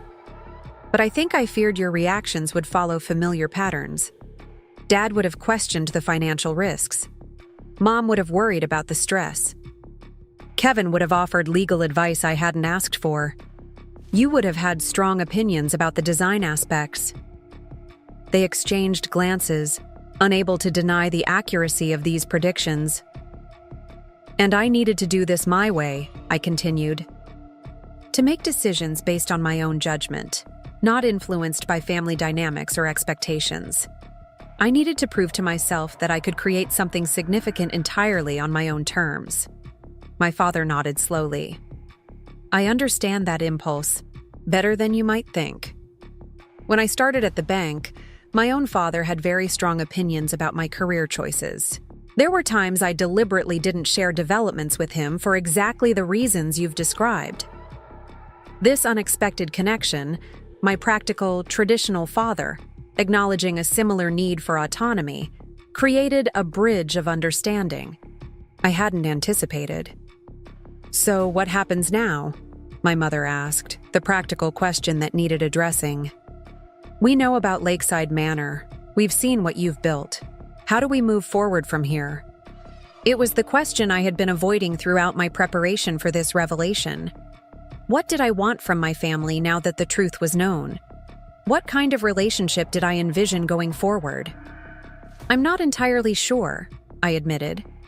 "This evening didn't unfold exactly as I'd planned. I thought I would reveal my ownership at the beginning of the meal, not halfway through. I thought I'd be more prepared for your reactions." "If it helps," Kevin offered with unusual gentleness. "We're all equally unprepared for this adjustment. Finding out your sister secretly owns the venue you've booked for Thanksgiving dinner is not something one anticipates." The absurdity of the situation struck us all simultaneously, tension breaking as laughter rippled through the room. "It is rather ridiculous when you put it that way," I acknowledged. "Though not entirely accidental. Charlotte recognized your name on the booking inquiry and deliberately didn't tell me until it was confirmed." "Smart woman," my father commented. "She engineered the perfect revelation scenario. She thought it would be easier for me to tell you here, on my own territory, with the evidence of what I've built all around us." "She was right," Allison said, gesturing around the office. "Seeing all this, experiencing the venue as guests first, and then understanding your role in creating it, it's made your achievement undeniable and immediate in a way that merely telling us about it could never have done." Her observation was perceptive, something I should have expected from my artistic sister, but nonetheless found surprisingly insightful. Perhaps I wasn't the only one being underestimated in our family dynamics. "I think what I want going forward," I said, addressing my mother's earlier question, "is a more authentic relationship. One where I don't hide significant aspects of my life, and where there's genuine interest in what each of us is doing and creating. Where we see each other as we actually are, not as the roles we established in childhood." "That seems like a reasonable goal," my father said, practical as always. "Though it will require adjustments from all of us. Patterns established over decades don't change overnight." "No, they don't," I agreed. "But recognizing them is the first step, isn't it?" As if to prove my point about entrenched patterns, Kevin glanced at his watch. "I hate to be the one to break up this moment of family enlightenment, but Emma and I have that fundraiser at the mayor's residence at 8. We should probably think about wrapping up soon." "Of course," I said, hiding my disappointment behind a professional smile. "Let me escort you all out. The staff will have your coats ready." As we made our way back through the venue, now quiet, with the Thanksgiving event concluded, I felt a complex mixture of emotions. Relief that the secret was finally revealed. Disappointment that the moment of connection seemed so brief. Hope that this revelation might initiate genuine change in our family dynamics. Skepticism that ingrained patterns could be so easily overcome. At the main entrance, staff had indeed arranged our coats and bags for departure. As my family prepared to leave, each offered parting words that reflected their individual processing of the evening's revelations. "We'll need to have a proper discussion about your expansion plans," my father said, his financial expertise already engaging with the business aspects. "I have some thoughts about structuring the capital investment for the Newport property."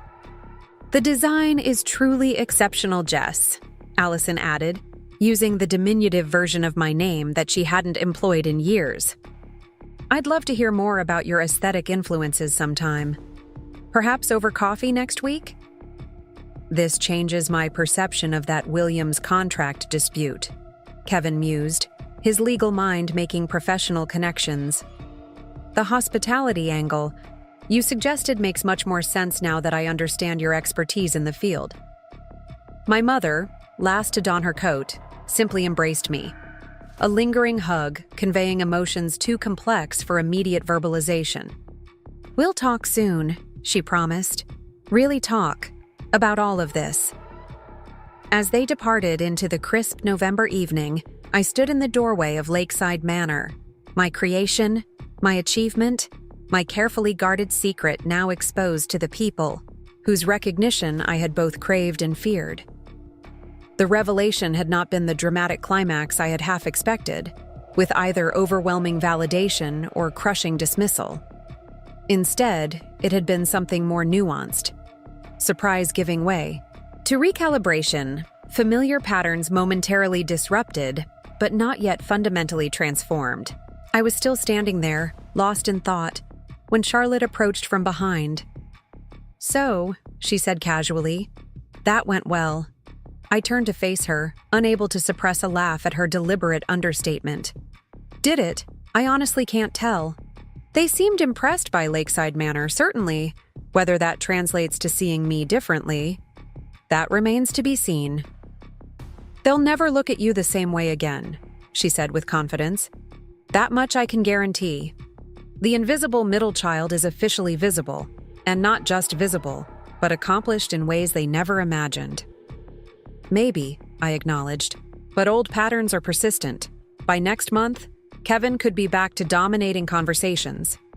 With his legal victories, and Allison might resume expecting me to admire her artistic ventures without reciprocal interest in my work."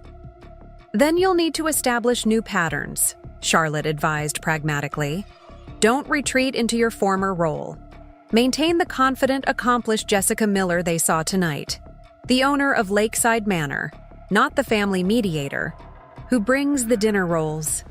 Her description of my typical family role was so accurate I winced. "You make it sound simple." "It's not simple, but it is straightforward. You've revealed the truth. Now you need to live it consistently, even in family contexts where it feels uncomfortable." As always, her clear-eyed perspective cut through my emotional complications to the practical path forward. Living authentically with my family would require the same determination and persistence I had applied to building Lakeside Manor. Daily choices and consistent actions that gradually established a new reality. "You're right," I conceded, as usual. "I know," she replied with a smile. "Now, can we please address the fact that your brother booked our venue for Thanksgiving without having any idea you owned it? Because that remains objectively hilarious."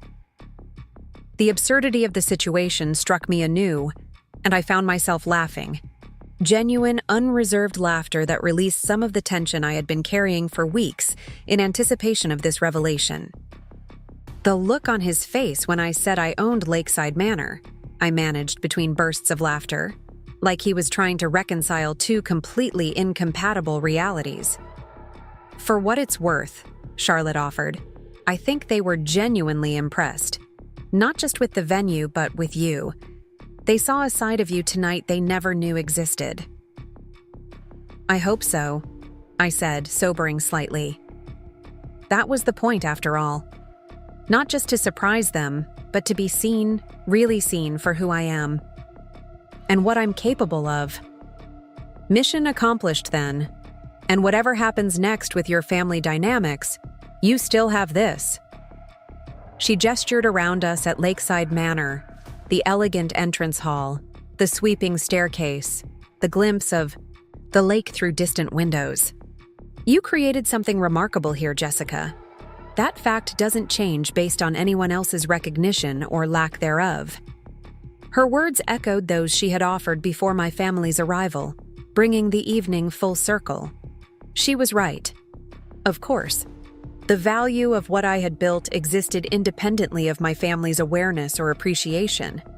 Yet having them finally see this significant aspect of my life still mattered.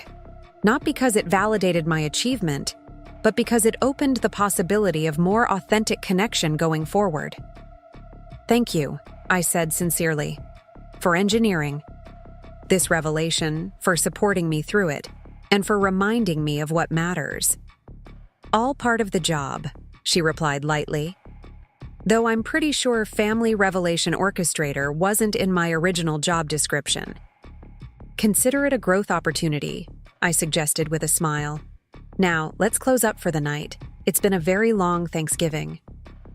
In the days that followed, I found myself in a strange liminal space. The secret was revealed, but the full implications of that revelation had yet to manifest in my relationships with my family. My mother called the day after Thanksgiving, ostensibly to thank me for the meal, but clearly attempting to process the dramatic adjustment to her understanding of my life. "I've been looking at Lakeside Manor's website," she said after initial pleasantries. "The photo gallery, the event descriptions, the press coverage. It's overwhelming, Jessica. I had no idea you were doing something on this scale." "That was partly by design," I acknowledged. "I deliberately kept my world separate." "But why?" The question contained genuine bewilderment rather than accusation. Why wouldn't you want us to know about something so positive, so impressive? It was the same question she had asked in my office, but now with the emotional immediacy of the revelation slightly diminished, I could articulate a more nuanced response. "It's complicated," I began, settling into the window seat in my downtown condo that overlooked the city skyline. "When I first purchased the property, I was genuinely uncertain about whether I could succeed with such an ambitious project. I didn't want to face questions or doubts when I was already questioning myself." 6 months had passed since that transformative Thanksgiving dinner. Spring had returned to Lakeside Manor, the grounds bursting with fresh blooms that reflected the renewal happening in my family relationships as well. Today was special, the grand opening of our Newport location. And for the first time, my family would be there not as surprised observers, but as invited participants in my professional triumph. I stood at the entrance, watching their cars arrive. No longer did I hide in side rooms or rehearse revelations. No longer was I the invisible middle child. Kevin pulled up first, his legal expertise having proven invaluable during the property acquisition. He had reviewed contracts without taking over, offered advice without assuming I needed saving. A new respect had formed between us, professional equals in different domains. Allison arrived next, carrying the stunning glass sculpture she had created specifically for the main hall. Our first true collaboration. Her artistic vision complemented my practical management in ways neither of us had anticipated. We had discovered a creative synergy that transcended our childhood competition. My parents were last, my father carrying a small gift box. Inside was a set of vintage keys mounted on a plaque inscribed with Miller Legacy Properties, a name he had suggested for the parent company that would eventually oversee all my venues. "We thought it fitting," my mother explained as I unwrapped it. "Every successful business needs a proper name, especially one that might someday pass to the next generation." The gesture acknowledged something profound. They now saw my work not as a surprising deviation, but as a legitimate family legacy, equal to Kevin's legal practice or Allison's artistic career. As we walked through the new property together, I realized the true transformation wasn't in their perception of me, but in my willingness to be fully seen.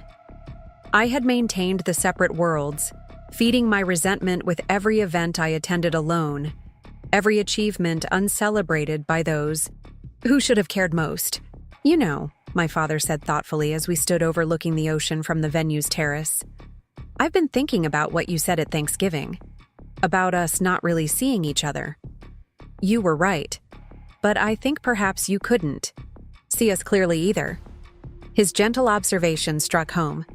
In protecting myself from potential dismissal, I had dismissed them first, assumed their reactions, predicted their limitations, denied them the chance to surprise me with support or understanding. The ribbon-cutting ceremony began, cameras flashing as I prepared to officially open the second Lakeside Manor location.